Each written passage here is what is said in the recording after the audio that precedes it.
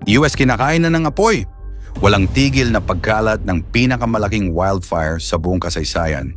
Kinakaharap ng Los Angeles, California, ngayon ang isa sa pinakamalalang wildfire sa buong kasaysayan. Ang matingkad na pulang liwanag mula sa apoy ay bumalot sa kalangitan ng lungsod, habang dalawang magkahiwalay na wildfire ang patuloy na nanalasa.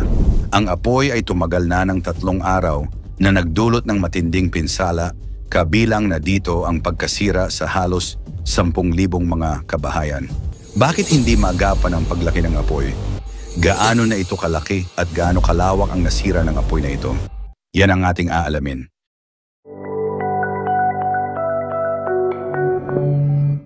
Ang lawak ng pinsala sa ikalawang pinakamalaking lungsod sa US ay sinasabing pinakamahal na natural na sakuna na naitala ngayon. Dahil sa tindi ng apoy, 11 na ang naiulat na nasawi at marami pa ang nasugatan, bagamat wala pang eksaktong bilang ang inilabas ng mga awtoridad. Sa kabuuan, higit sa 12,300 istruktura ang nasira, kabilang na ang mga bahay at negosyo. Ayon sa bagong ulat, maaring umabot sa pagitan ng 135 bilyon hanggang 150 bilyon ang halaga ng pinsala. Nagresulta rin ang sunog sa paglikas ng libu-libong residente. Nasa mahigit 180,000 tao na lumikas mula sa kanilang mga tahanan mula noong Martes. Mahigit 150,000 katao ang nasa ilalim ng evacuation notices habang patuloy na nilalabanan ng mga bumbero ang mga sunog. Sa sobrang tindi ng trapiko, iniwan na lamang ng ilang evacuees ang kanilang mga sasakyan sa kalsada na naging sagabal sa pagdaan ng mga emergency vehicles. Gumamit pa ng bulldozer ang mga responder upang maalis ang mga nakaharang na sasakyan makapunta lamang sa mga apektadong lugar. Hindi lamang mga ordinaryong tao ang nasunugan.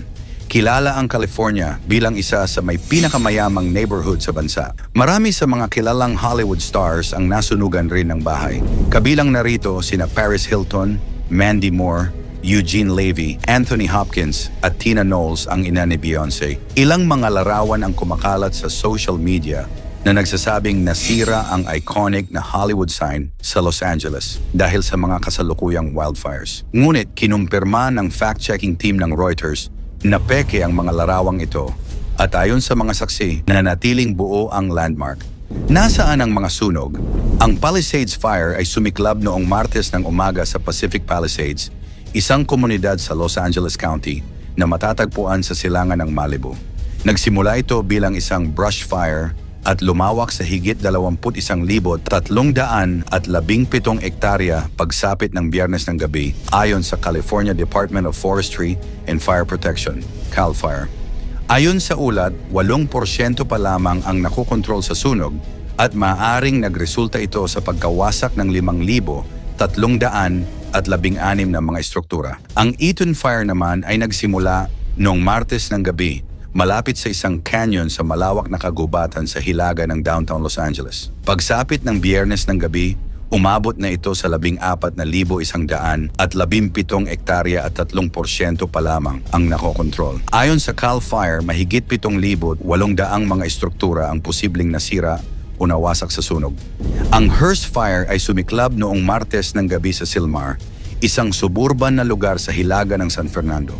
Pagsapit ng Biyernes ng gabi, lumawak ito sa 771 hektarya at 70% na ang nakokontrol ayon sa CAL FIRE.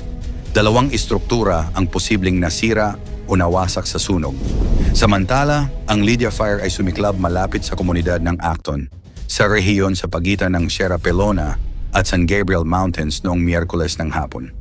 Pagsapit ng Biyernes ng gabi, umabot ito sa 375 hektarya at 78% na ang containment ayon sa CAL FIRE. Nawat na ang pagkalat ng apoy sa lugar na ito. Ang Kenneth Fire ay nagsimula noong Huwebes ng gabi sa Woodland Hills area ng Los Angeles, malapit sa Calabasas neighborhood ayon sa Los Angeles Fire Department. Pagsapit ng Biyernes ng gabi, umabot na ito sa 1,052 hektarya at 50% ng nakokontrol. Agad na naawat ng mga awtoridad ang pagkalat ng apoy noong Huwebes ng gabi. Ang pinakahuling sunog, ang Archer Fire, ay nagsimula noong Biyernes sa Granada Hills, isang lugar sa San Fernando Valley. Pagsapit ng Biyernes ng gabi, umabot ito sa 19 na ektarya at wala pang containment o control na nagagawa. Bakit lalong lumala ang apoy? Ayon sa mga eksperto, maraming dahilan ang nagbigay daan sa paglaki ng wildfire.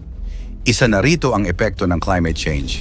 Sa nakalipas na 2 dekada, unti-unting nawawala ang moisture sa mga kagubatan ng California na nagiging sanhi ng sobrang pagkatuyo ng lupa at halaman. Ang tag-init ay nagdadala ng matinding init at sa pagdating ng taglagas, ang mga tuyong dahon ay nagiging gatong para sa apoy. Bukod dito, ang Santa Ana winds ay nagpalala sa sitwasyon. Ang mga hangin na ito na bumababa mula sa matataas na lugar patungo sa mas mababang lugar ay nagdadala ng mainit at tuyong hangin na nagpapabilis sa paggalat ng apoy. Ang mga baga mula sa apoy ay tinatangay ng hangin at nagiging sanhi ng panibagong mga sunog sa iba't ibang bahagi. Ayon sa mga meteorologists, umaabot sa 100 milya bawat oras ang lakas ng hangin sa ilang lugar tulad ng Mount Lukens at Saddle Peak. Ang kakulangan sa ulan sa mga nakaraang buwan ay isa pang dahilan kung bakit mas naging madaling magliyab ang kagubatan. Ang hangin ay hindi lamang nagdadala ng apoy, kundi pinatataas din ang temperatura sa paligid na nagiging sanhi ng mas malalaking apoy at mas mabilis na pagkalat nito. Isang mahalagang aspeto rin ang tinatawag na Coriolis Force, na sanhi ng pag-ikot ng mundo. Ang puwersang ito ang nagdidirekta sa Santa Ana winds papunta sa Timog California, lalo na sa mga mababang lugar kung saan ang mga populadong lugar ay higit na naapektuhan. Hindi naging madali ang trabaho ng mga bumbero. Sila'y nag-overtime upang subukang kontrolin ang apoy. Subalit sa lawak ng sunog, kulang pa rin ang mga resources. Humingi na ng tulong ang California mula sa Northern California at iba pang estado. Sa kabila nito, maraming bahagi ang nananatiling nasa red flag conditions na nangangahulugan ng mataas na panganib ng sunog. Ang US, lalo na sa Los Angeles, ay dati nang may problema sa kakulangan o shortage sa mga kabahayan. Dahil dito, marami sa mga residente ang walang maayos na tirahan. Ang homelessness ang isa sa matinding problema ng bansa, lalo na para sa mga nasa laylayan. Dahil sa kasalukuyang problema sa mas lumalawak pang sunog, mas maraming pamilya na ang nawalan ng tirahan.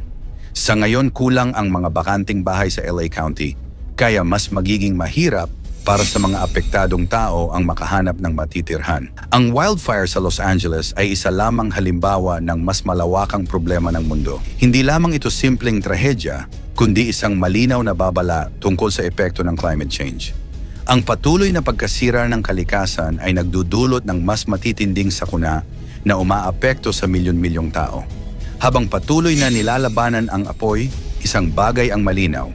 Kailangang magtulungan ang bawat isa upang tugunan ang problema ng pagbabago ng klima. Kung hindi, ang ganitong mga trahedya ay magiging mas karaniwan at mas mapaminsala sa hinaharap. Anong hakbang kaya ang pwedeng magawa ng California para mas maagapan ang patuloy na lumalalang sitwasyon? Ikomento mo naman ito sa ibaba. Huwag kalimutang i-like at i-share. Maraming salamat at God bless.